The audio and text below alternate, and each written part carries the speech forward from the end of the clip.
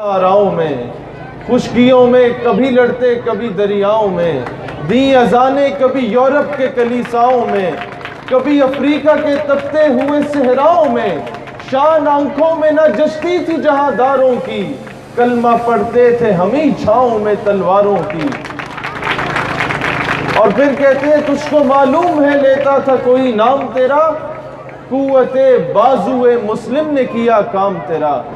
اور پھر جو آج لوگ کہتے ہیں کہ مسلمان تو پیسے کے پیچھے بھوک پیاس اور اس لالچ کے پیچھے مرتا ہے، اقبال نے اشارہ کیا محمود غزنوی کی طرف۔ محمود غزنوی نے جب سومناتھ کے بت کو توڑنے کی باری آئی تو ہندو پنڈتوں نے، بزنس مین نے سونے ہیرے جواہرات ان کے قدموں میں رکھ دیے اور کہا کہ یہ ہیرے لے لیجئے، یہ سونا لے لیجئے، یہ جواہرات لے لیجئے، لیکن سومناتھ کے بت کو نہ توڑیے۔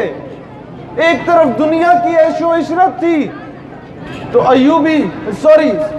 محمود غزنوی نے یہ کہا کہ اگر میں سونے ہیرے اور جواہرات کو وصول کر لیتا ہوں تو تاریخ مجھے محمود بت فروش کے نام سے جانے گی، لیکن میں چاہتا ہوں کہ تاریخ مجھے بت شکن کے نام سے جانے۔ یہاں اقبال کہتے ہیں کہ قوم اپنی جو زر و مال جہاں پر مرتی، بت فروشی کے عوض بت شکنی کیوں کرتی۔ آج لیکن جواب شکوہ میں اقبال نے ایک تھپڑ رسید کیا اس ملت کو، اس امت کو، کہ ہونے کو نام جو قبروں کی تجارت کر کے، کیا نہ بیچو گے جو مل جائیں صنم پتھر کے۔ کہ آج میں آپ کو ایک بات بتاتا ہوں، یہ سارے جو ٹیچرز میرے دوست ہیں یہ مجھ سے اکثر کہتے ہیں کہ جی تعلیمی نصاب میں ہمارا نظریاتی ایلیمنٹ کیوں نہیں ہے، تعلیمی نصاب میں خلفائے راشدین کی زندگیاں کیوں نہیں ہیں، تعلیمی نصاب میں اہل بیت کی زندگیاں کیوں نہیں بتائی جاتی، تعلیمی نصاب میں اولیاء کرام کی زندگیاں کیوں نہیں بتائی جاتی۔ تو میں ایک بہت سمپل سی بات بتانا چاہتا ہوں جو آپ لوگوں کو سمجھنے کی ضرورت ہے، اور ایسی باتوں کو لوگ کرنے سے اکثر ڈرتے ہیں۔ بات یہ ہے کہ جب IMF یا ورلڈ بینک آپ کو لون دیتا ہے، قرضہ دیتا ہے، تو وہ آپ کا رشتہ دار نہیں ہے۔ میں کسی کو قرضہ دوں گا تو میں اس سے کہوں گا کہ تم میرے بوٹ بھی پالش کرو، تم میری گاڑی پہ بھی کپڑا مارو، اور میں تمہیں لات مار کے بھیجتا ہوں تو تمہاری جرت نہیں ہونی چاہیے کہ تم بات کرو۔ اسی طریقے سے جب امریکہ صاحب اس قوم کو قرضہ دیتے ہیں تو ہم ان کے بوٹ بھی پالش کرتے ہیں، ان کی گاڑی پہ بھی کپڑا مارتے ہیں، پھر وہ ہماری بیٹی کو بھی اٹھا کے لے جاتے ہیں اور ہم بغیرت بن کے بیٹھے رہتے ہیں، پھر وہ ہمارے بچوں کو اسلام آباد کی سڑکوں پہ گاڑی کے نیچے کچل کے بھی چلے جاتے ہیں، کبھی ریمن ڈیوس کی صورت میں ہمارے بچوں کو مار کے چلے جاتے ہیں اور ہم سلوٹ مار کے انہیں واپس بھیجتے ہیں کیونکہ ہم ان کے مقروض ہیں۔ ہم لوگوں نے قرضہ لیا، اپنی غیرت کو بیچا۔ اب حل کیا ہے؟ حل یہ ہے کہ قوم کو غیرت مند بننا ہوگا۔ جہاں ایک وقت پہ 2 روٹیاں کھاتے ہو اور دوسرے سے مانگ کے کھاتے ہو، اس سے بہتر ہے کہ اپنی حق حلال کی کمائی کی ایک ہی روٹی کھا لیا کرو۔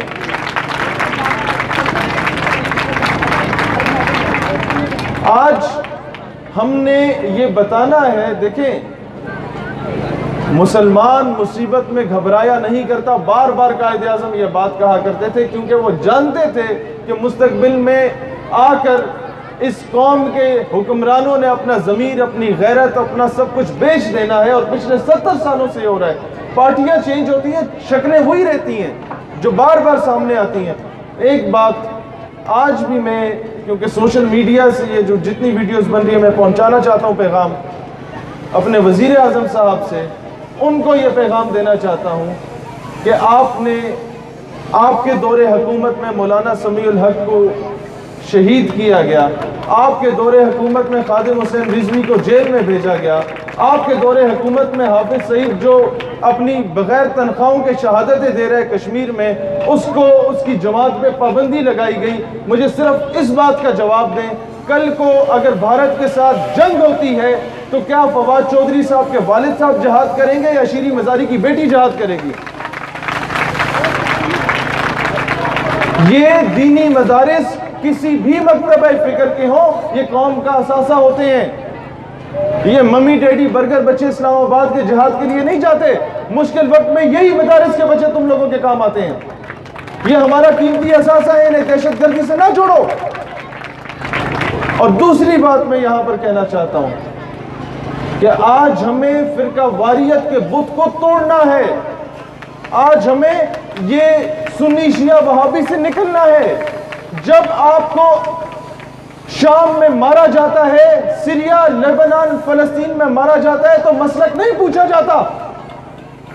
جب کشمیر کی بیٹی کو اس کا ریپ کیا جاتا ہے اور اس کے قاتلوں کے خلاف ایک آواز ہندوستان میں نہیں اٹھتی، قاتلوں کے حق میں پورا ہندو بنیا مظاہرے کر رہا ہوتا ہے، تو وہ یہ نہیں دیکھتا کہ ہم نے سنی بچی کو مارا یا شیعہ بچی کو مارا، وہ یہ دیکھتا ہے کہ ہم نے مسلمان کی بیٹی کو مارا۔ تو آج مسلمان کیوں نہیں ایک ہے؟ ہم نے وزیر اعظم صاحب کو اس لیے وزیر اعظم بنایا کہ وہ ریاست مدینہ بنائیں، اس لیے نہیں کہ آسیہ ملونہ کو رہا کیا جائے۔ ہمیں آج بھی امیدیں وابستہ ہیں کہ شاید یہ دو چار جو وزراء الٹے مشورے دیتے ہیں ان کو سائٹ پہ کر کے اللہ کرے کہ اللہ کام لے ہمارے وزیر اعظم سے اور انہیں ریاست مدینہ بنانے کی توفیق بھی دے۔ لیکن ایک بات میں کہنا چاہوں گا بچوں، آپ لوگوں سے اور ان ماؤں سے جنہوں نے تربیت کرنی ہے بچوں کی، خدا را بچوں کی تربیت میں یہ گانے یا ٹیلی ویژن یا ریڈیو کے وہ لگا کے بچوں کو نہ سلایا کریں۔ بچوں کو سلانے سے پہلے بتایا کریں کہ بیٹا تمہارے رول ماڈلز میں سے ایک طارق بن زیاد بھی تھا جس نے کشتیاں جلا دی تھی لیکن واپسی کا رخ نہیں کیا تھا۔ اپنے بچوں کو بتائیں کہ بچہ تم لوگوں کے رول ماڈلز میں سے ایک محمد بن قاسم بھی تھا جسے ایک بہن نے کئی ہزار میل دور سے خط لکھا تھا اور وہ 17 سال کی عمر میں آ کے سندھ کو فتح کر چکا تھا۔ اپنے بچوں کو بتائیں کہ تمہارے رول ماڈلز میں سے ایک صلاح الدین ایوبی بھی تھا کہ جو 2 سال سویا نہیں تھا جب شام سے ایک قافلہ گزر رہا تھا مسلمانوں کا، اور ایک صلیبی جرنیل نے اس قافلے کو روک کے ان کو تذلیل کا نشانہ بنایا اور کہا کہ بلاؤ اپنے نبی محمد کو، کدھر ہے وہ؟ تو وہ اس گستاخ کی خبر جب صلاح الدین ایوبی کو پہنچی تو 2 سال سکون کی نیند نہیں سوئے صلاح الدین ایوبی، اور انہوں نے دعا کی اے اللہ مجھے تب تک موت نہ دے جب تک میں بیت المقدس فتح نہ کروں اور جب تک میں اس گستاخ کا سر تن سے جدا نہ کروں۔ بچوں، آپ کے رول ماڈلز ایسے لوگ ہونے چاہیے، اس سکون کی نیند نہ سوئے جب تک اس کو یہ یقین نہ ہو جائے کہ وہ اپنے ملک کا دفاع کرنا جانتا ہے، وہ اپنے مذہب کا دفاع کرنا جانتا ہے۔ بیٹا یہ ملک بہت قربانیوں کے بعد ملا، یہ ملک کنویں بھر جاتے تھے ہماری لاشوں سے، ماؤں کے پیٹوں کو کاٹ کے ان کے جو بچے پیٹ میں ہوتے تھے ان کی گوٹیاں بنائی جاتی تھی ان کے سامنے، تب جا کے یہ ملک ملا۔ خدا را اس ملک کے ساتھ اتنا انصاف کر دو کہ اپنے ٹیلی ویژن سے ہندوستانی چینلز کو مسترد کر دو۔ یہ نمبرز لینا is not an achievement۔ مجھے یا شاہد کو یا سیف کو، ہم لوگوں کو خوشی ضرور ہوگی کہ مستقبل میں ہمارا بچہ اٹھ کے آتا ہے کہ میں آرمی آفیسر بن گیا، میں وکیل بن گیا، میں انجینئر بن گیا یا ڈاکٹر بن گیا، لیکن اس سے زیادہ خوشی تب ہوگی جب ہمارا بچہ اٹھ کے آئے گا اور کہے گا کہ فلاں بندہ میرے ملک کے خلاف بکواس کر رہا تھا اور میں نے اسے چپ کرایا۔ اپنے ملک کا دفاع کرانا سکھائیں اور بتائیں کہ ہم لوگ پٹھان، پنجابی، سندھی، بلوچی، کشمیری بعد میں، پہلے پاکستانی ہیں۔ اور میں ایک بات کہنا چاہتا ہوں، مجھے شکایت ہمیشہ ملتی ہے پنجاب والوں سے، یہاں پر جو بھی پٹھان رہتا ہے اسے سینے سے لگانا سیکھو تاکہ وہ ایک آپ کا پیغام لے کے خیبر پختونخوا میں جائے کہ یہاں کے لوگ ہم سے محبت کرتے ہیں، یہ وہ پنجابی نہیں ہے جن کا امیج وہاں جا رہا ہے۔ ہم پاکستانی ہونے کی حیثیت سے ایک ہونے چاہیے۔